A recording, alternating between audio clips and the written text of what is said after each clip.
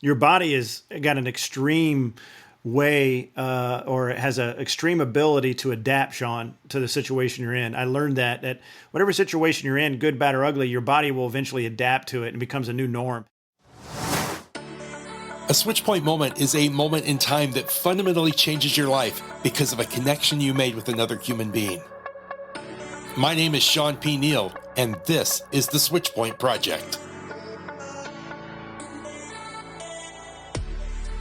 Well, hey everyone, thanks for joining me today.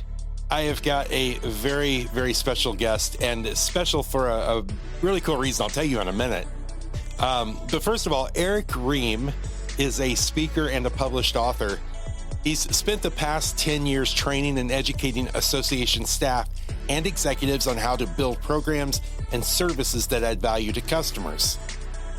Erick communicates and educates people on topics related to discovering significance and the art of mastering human dynamics to achieve success.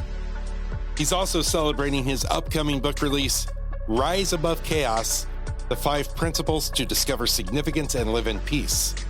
And here's the big reveal. Erick and I are also classmates from high school. So not only is this an opportunity for an interview, but it's a great chance for us to catch up, and you can hear a little bit about how he has taken everything that he has learned throughout his life and applied it into a book so that you can have a great takeaway and grow and learn and be inspired. First, a word from our sponsors, and we'll be right back with Erick Rheam.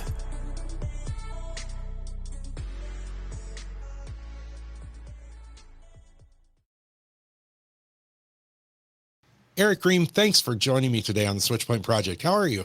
Outstanding, Shawn, and thanks for inviting me, man. It's good to see you. We were just talking. We haven't seen each other for 30 plus years after high school, although I feel like I know you because I follow you digitally, and you're very active on the social media, especially LinkedIn. So it's fun to kind of catch up with you in person, man. Thanks for having me. Yeah, likewise.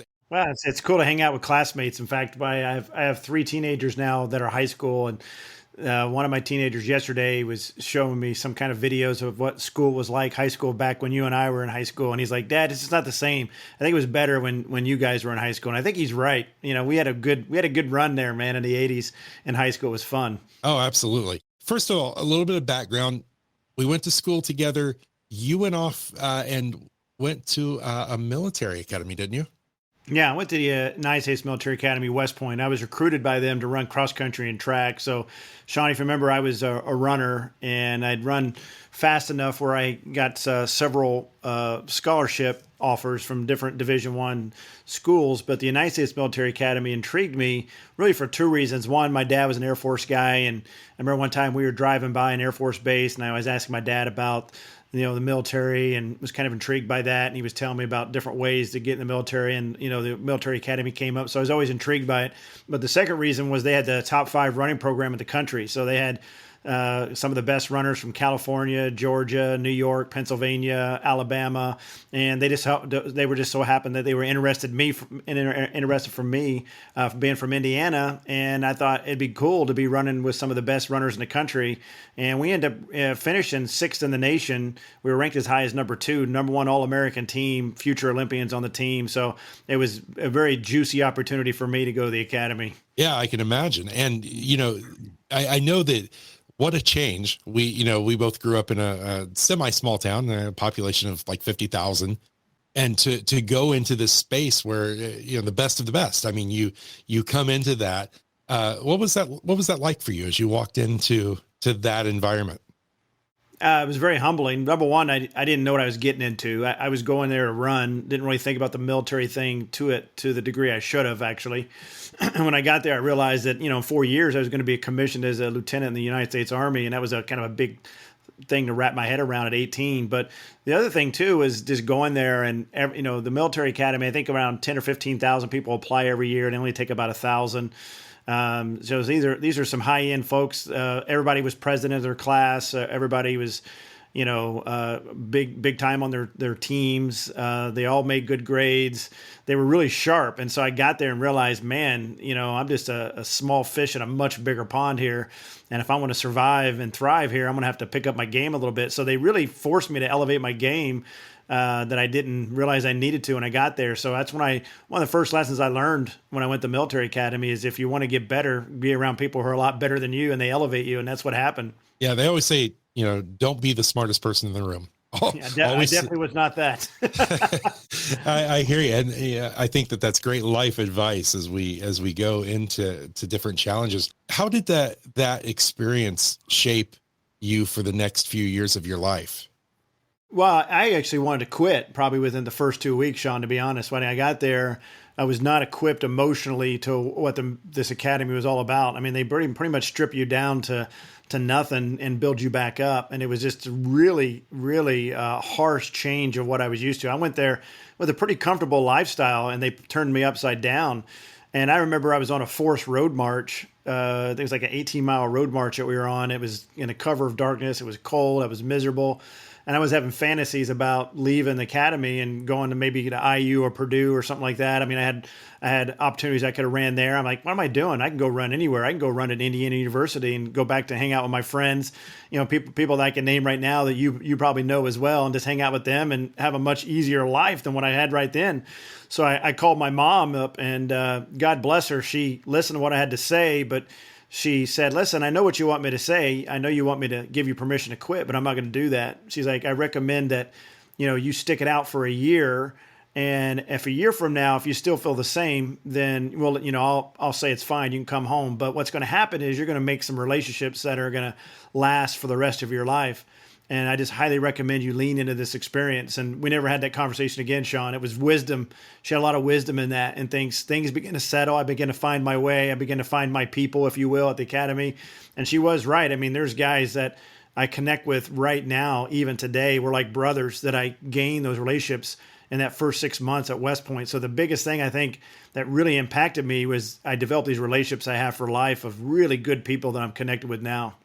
Yeah. And, there's a lot to be said, I think, for the fact that we come to those spaces in time where it would be more difficult to carry on. In fact, the path of least resistance says, get out, go back to Indiana, forget this.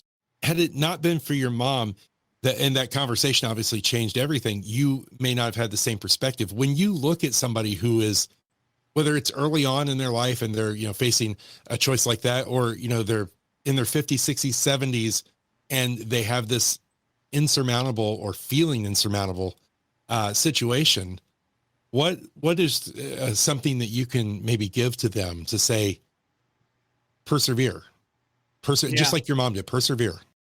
Yeah. I think, I remember one of the things, my mom always taught me was she's like, everything that happens to you happens for a season, and everything passes, good or bad. So if you're having a really good show of it, right, or a good season, enjoy it because it's not going to last. If you're having a really bad season, don't worry about it because it's not going to last either. I mean, life is pretty long, actually. It seems short, but it's also long. And if you just learn to take a deep breath and relax and just know that you're going to get through it, and there's always going to be another side to it. When you're knee deep in it at the time and it's painful, it just seems like the world is ending, and then 6 weeks later you look back at it and like, man, I got through it. The other thing too is if I look back on my life, everything that hit me in my life, I have 100% success rate of getting through it because I'm still here today. Right. So I have the ability to do it. And I think one of the things I learned early on at the military academy, and then when I deployed to Bosnia-Herzegovina, was my first duty station when I got out of the military academy, was that your body has got an extreme way or it has an extreme ability to adapt, Shawn, to the situation you're in. I learned that whatever situation you're in, good, bad, or ugly, your body will eventually adapt to it and becomes a new norm, good and bad, by the way. Sometimes you can get in a very stressful situation and your body will adapt to that level of stress and you don't realize it's harmful to you because you're just used to it. But your body is extremely adaptable, and I learned that early on. Yeah, and I may know a little bit of this answer just based on what you said, but what would you say when it comes to, that perseverance factor? How does running play into building that perseverance and that ability to forge ahead? Because running takes a certain amount of grit. Yeah, I think it's two part. I mean, I started running when I was 8 years old, Sean, at the Anderson Road Runners Club. I don't know if you're familiar with the Anderson Road Runners, but it's a Thursday. It's a Road Runners Club, and it started like I think in the '70s. Still going today. It's a fantastic organization. But every Thursday at the bike path there, Aqua Gardens, that one lap is 2.65 miles. And at 8 years old, I watched my dad. My dad was a mythical character in my life. At the time, he was a policeman, 40 years policeman, and he would put on a uniform and go out and fight crime. He might should have been a superhero in my mind as an 8-year-old kid, right? Put on a uniform to fight crime. Then he'd come home and take off his uniform, put on his street clothes, and he'd go out that night and paint parking lots all night long. So I didn't see him much. But he's also a big runner, and I knew if I wanted to connect with my dad, maybe running would be it. So I went to that Aqua Gardens one day and Thursday night race and asked my dad if he'd pay the 50 cents. This is like 1983. If he'd pay the 50 cents to let me run. And my dad's like, you don't want to run. You don't want to do that. And I did it. And I actually did pretty well. And my dad took me up to the YMCA downtown Anderson there. You probably remember that YMCA. You go to the very top. They got that little lap up there. 26 laps for a mile. My dad took me up there, ran me 26 laps, and realized I was halfway legit. So I started becoming a runner at 8 years old. And it wasn't running that taught me as much. It was competing as a runner that taught me a lot. And it just taught me at a very young age that there's going to be a point sometime in the race where your body and mind are not going to be aligned. And your body's going to start hurting. It's going to start screaming and telling your mind, I can't do this. And your mind has to make a decision on who's in charge. Is your body in charge? Is the moment in charge? Or is the greater goal in charge? And so at a very young age, I learned to push that pain in the back of my body and mind and push through it and realize that you can get through it. And I think every time I got in a situation like that, moving forward, that training I learned at 8 years old always kicks in that, hey, I can get through this. There's going to be a finish line on the other side of it as long as I just keep putting one foot in front of the other. And there's times in life that's all you can do, Sean, is you can't figure out what you're going to do other than I'm going to take the next step and see what happens. And if you're willing to do that, then you're always in the game at least. And if you stay in the game, there's a chance to win. And that's all I learned from the running and competing side of it. I think it's fascinating when we look at, the difference between people who find themselves in a situation and get stuck and other people who can find themselves in the same position. And, it's that outlook. It's something that they see differently. Maybe they reframe it differently, that you were talking and touching on a little bit on that. When it comes to after military academy, what do you think were some of those life defining moments that really sent you to where you are today? Because today you're a speaker and author. You've got some really cool things going on. What were some of those life-defining moments?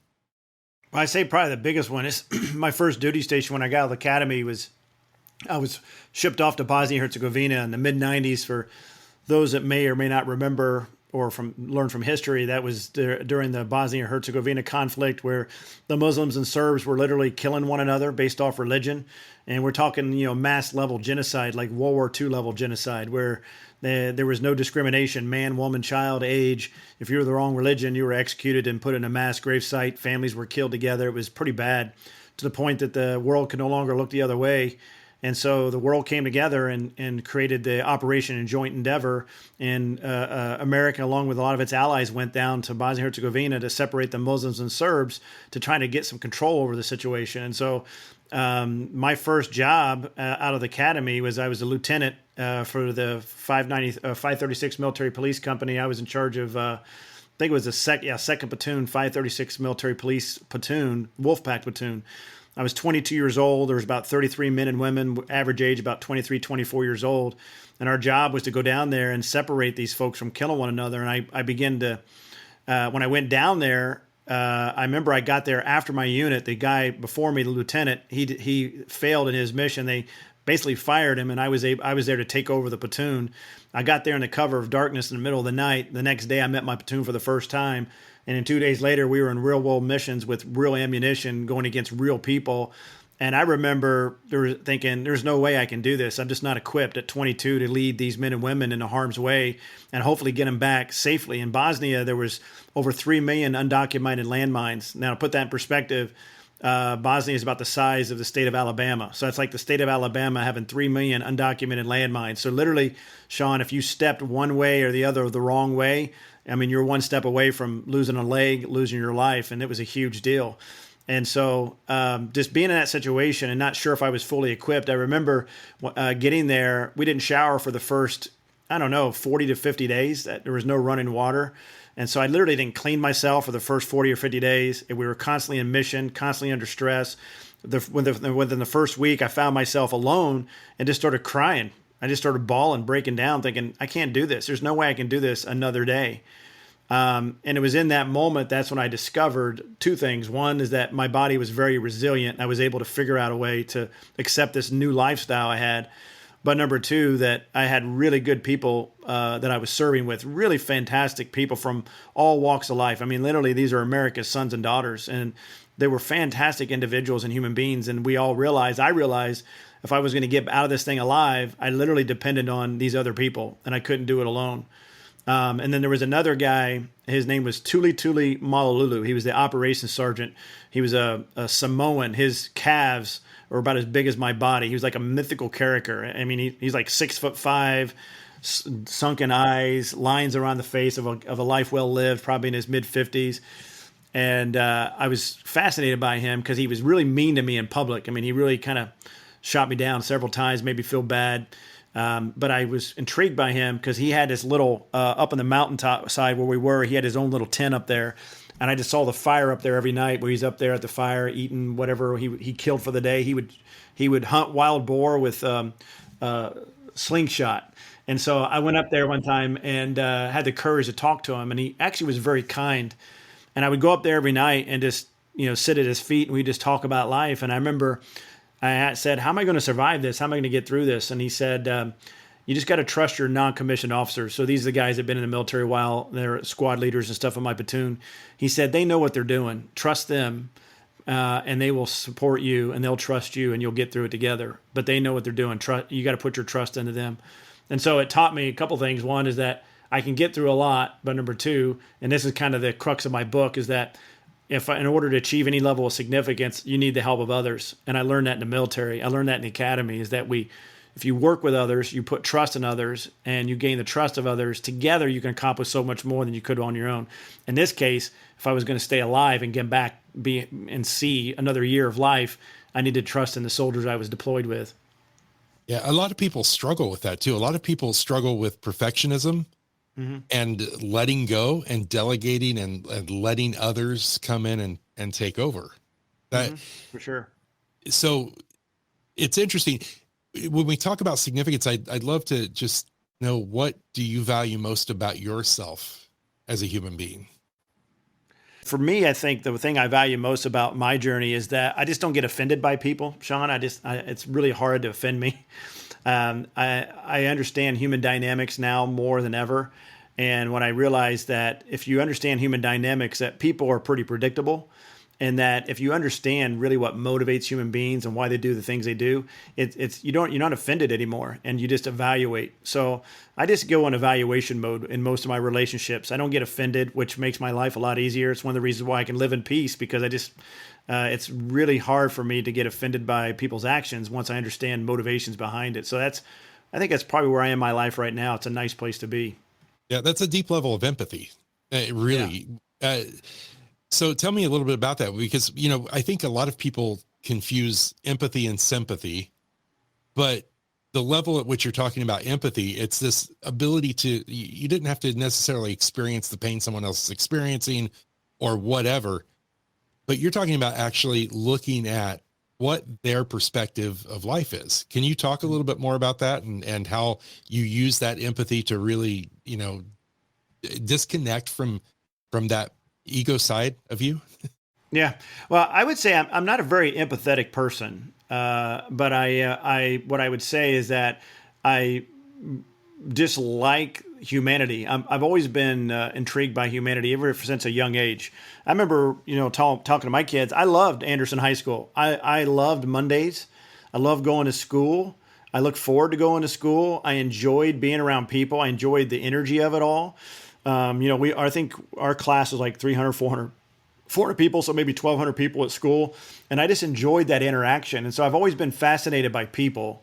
And I've always been motivated by people and inspired by people.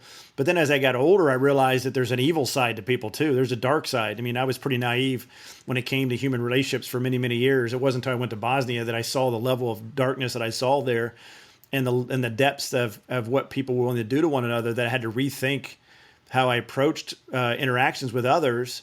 But it didn't change the fact that I wasn't fascinated by people. And I think I realized early on that if I was going to do anything meaningful in my life, that I needed to do it with others. And so if I was going to do it with others, I might as well figure out a way to interact with others. It wasn't that I was empathetic for others, just that I knew that others were important. So if that's the case, then why not master it if I want to go as far as I want to go? And I've had some pretty phenomenal interactions and relationships with people that are very inspiring. And the thing, what I've also discovered is that when it comes to humanity and people, you get exactly what you're looking for. So, Shawn, if you and I are going this relationship in this talk today, and I'm thinking, well, what's Shawn want out of this? What's he trying to get out of this? What's his angle? Then there's going to be a level of skepticism in our interaction. However, if I get with you and I look at you and I say, Shawn's trying to do something and add value in his life and the community, how can I help him do the same? Then that's going to change the way I approach you and how we interact with others. So I want to bring a tone to this conversation. You're going to bring a tone to it. And together the tone can either edify or de-edify. And I try to be proactive and make it an edifying situation from a selfish reason, because at the end of it, I don't want to waste an hour of my time and come out of it and think, man, that kind of sucked. Instead, I want to come out of it energized and ready to do the next thing. So I've just learned that the way to do that is be less offended and focus more on what motivates Shawn to do what he's doing, and then how can I get in harmony with that, and then both of us get a win-win out of it. So. Oh, that's good. That's rich. And talking about living in peace, I mean, that's it's a significant part of your book title. What does peace mean to you? What peace means for me, Shawn, is it means that I've identified and clarified what significance means to me, what that path looks like. And once I'm on the path of significance, really what happens to me is irrelevant, because I know that I'm on my path of significance, and that's a peaceful place to be. Now, I've been outside of that where I wasn't on the right path of significance, and that's exactly opposite of what peace was. In fact, I hit my rock bottom in 2005 because I was so frustrated and angry and bored of my life because my life lacked significance. But now I know what significance looks like and feels like in the path that I'm on. And because of that, I'm at peace with it, because I know every step I take has a meaningful reason behind it. And that's a beautiful place to be.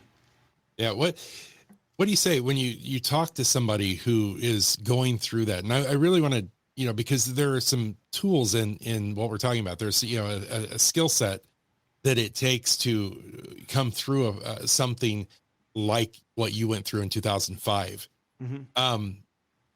How do you stay focused? What kind of tools do you give to people to say, here's how to stay focused when it feels like the world is crashing down around you, when it feels like there is no other option? Yeah. Well, there's two ways to answer it. And probably the easiest answer right now is you got to understand the first principle of the book is, I call it embrace your spirit. And so we all have a spiritual component to our lives. Different religions and you can call it different things, but we all feel it as a human being, that there's that spirit inside, whatever you want to call it, that you can feel. You can, and you can, it's that inner voice that's constantly speaking to you. And the question it's always asking is why. That's the number one question. Why? Why am I doing what I'm doing? Why am I in this relationship? Why am I doing this podcast with you? Why am I waking up and getting out of bed this morning? It's got to have that answer to why. It's a spiritual component. And so if you understand your why, that's like having your true north. That's like having a compass. In fact, one of the first hardest things I ever did in the military was they would drop us in the middle of nowhere in the woods, Shawn. They give you coordinates and they give you a compass. Your job was to get to that next coordinate by yourself in the woods. There was no markings. You didn't have any signs or anything. And then when you got that next point, then there was a sign on this tree, and it had the next set of points. You just go from point to point to point. Eventually, you got out of the woods, hopefully. If not, they'd have to send a search team in to go find you because you're literally lost in the woods. Well, if you don't have that point, you don't know where you're going, then life can get very frustrating, right? So, when thing gets frustrating and you get yourself in the whirlwind, you got to be able to have a way to constantly point to where you ultimately need to go, no matter how dark it is, no matter how chaotic it can be. What is that true north that you're shooting to? And there's really, I think it's a two-part formula. The first is you got to understand what your passion is, because your passion is literally what drives you. It's what gets you out of bed in the morning when you don't feel right, or what's going to help you rise above that. And you got to come to grips with that, what that is. For me, my passion is people. I've always had a passion for people and people that are inspired. I'm like that. I'm wired that way. The more people I can be around, the better. And I need to embrace that. The second piece of it is, everyone is uniquely qualified to do a specific thing, and that I call it your superpower. And if you can identify what it is you're uniquely qualified to do, and if you can align that with your passion, that's when your why starts to formulate, and it literally starts to show up in your life. And so when I got into my lowest point, I had lost my passion. I really was kind of not sure what that was. I really was not working with my superpower. I had to clarify and identify those, and I had to start aligning it so I could work where I was the strongest and most passionate. And that's what ultimately led me to be a professional speaker, is I'm around people, and I tend to have a unique skill set to clarify topics and be able to speak on them on stage or write in a book in a very simple way that the majority of people can understand. And so that would be my first piece of advice to folks, is if you find yourself in a whirlwind, what is your passion? What is your superpower? And what are you doing to align those things to live in that space more often than not? Oh, good. Good stuff. And when it comes to, because I think that when we're in those times, the noise that surrounds us, the chatter from friends and family, and all can be very well intentioned, but can add to the confusion. Are there some things that you would recommend people do to just kind of, to pull out of the noise and be able to focus mindfully and thoughtfully on what their passion and superpower are? There's really an opposing force to the spirituality component that I had to embrace, and I gave it a name. I call it the beast. And this is the opposing force that we all have to deal with. And you know that voice very well, Shawn. And that voice is, it's constantly in the back of your mind as well, telling you you're not good enough. You're never gonna be promoted. You're not gonna get the job that you want. She's never gonna love you the way you love her. I mean, all these different things. And so it comes in many different forms. It comes in, you got a big interview and suddenly your car's not working, right? You've got a rip in your blouse that you didn't know was there, and you realize that as you're walking in the interview. It just seems like life sometimes against you. Well, I believe that's a very true thing, and I gave it a name, and I call it the beast, and the beast shows up every day. It's waiting for you. And I had to figure out a way to tame it. And I had to come up with a methodology. And so I came up, and this is stuff that I tested over for myself. I mean, this is stuff that what I share in the book is stuff that works for me. And I just realized there was other people that can gain value from it. And so I came up with what I call the 7 elements of the perfect day. And if I implement these elements every single day, habitually, that these are ways that I can insulate myself from the beast. So each element is almost like building a wall around me, if you will, to protect me from these negative forces. And so in order for the beast to get to me, it's going to have to make it through 7 layers to get to me. It's almost impossible. The book is called Rise Above Chaos, the 5 Principles to Discover Significance and Live in Peace. Erick, for all the people who are listening right now, who you're just giving them a teaser. What's the best way for them to find the book, to catch up with you, and to stay in touch? The best way is just go to my website, ericrheam.com, and you can put there in the link, but it's basically my name. The book doesn't come out till February, but in the website, there's a free resource. In fact, they can go access it right now if they go to yoursignificanceassessment.com. So yoursignificanceassessment.com. And what they can do there, Shawn, is they'll take a 25 question test. And what that does, it's really only takes 5 minutes, but it gives you a snapshot of where you are on your journey of significance. And there's 3 life modes: survival mode, success mode, and significance mode. And then there's a free ebook that they can download that will explain the results to them, where they are currently. And if they want to take some steps to get to the next level, it gives you very practical steps that they can take. So they can go check that out right now. That's free to them. Oh, that's great. Thank you so much. What I realized about halfway through this is that 30 minutes with you is not enough. So I hope to have you back. And we can definitely dive into some of these amazing things. And everybody listening, what you've heard, it really is just a teaser, because I think once you crack open this book, those 7 principles and some of the other things that he has talked about will really take form, and that can be the impact in your life that you have probably been looking for. That toolkit that we always talk about, it's about strategy. It's about getting out there and creating strategy so that you can succeed. Erick Rheam, thank you so much for taking time with me today to share your knowledge, your experience, and your life with us.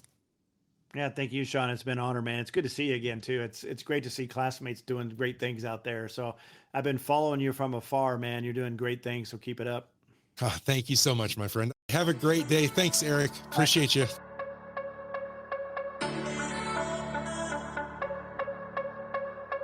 The Switchpoint Project is part of the Switchpoint Media Network.